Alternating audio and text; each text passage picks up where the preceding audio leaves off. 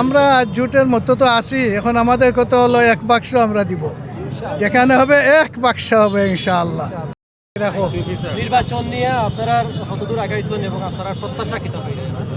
আলহামদুলিল্লাহ, নির্বাচন নিয়ে আমরা অনেক কিছু আগাচ্ছি, কিন্তু বিষয়টা হলো ষড়যন্ত্র চলছে। এই ষড়যন্ত্রে আসলে গোটা দেশবাসী নিয়ে আমরা মোকাবিলা করব এবং ঠিক সময়ে নির্বাচন হবে ইনশাআল্লাহ।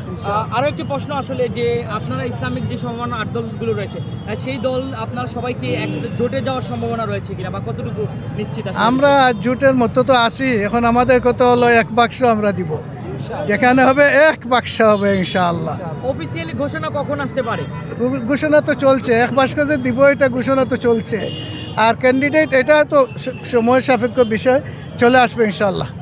আপনাদের আগামী সমাবেশে কি পরিমাণ লোক সমাগম হইতে পারে বা নিরাপত্তার ব্যবস্থা কতটুকু? আমরা তো মনে করি এমন লোক সমাগম হবে যে কুদ্দুতুল্লাহ থেকে আম্বরখানা পর্যন্ত আর রিকাই বাজার পর্যন্ত মাঠ ভরা থাকবে ইনশাআল্লাহ।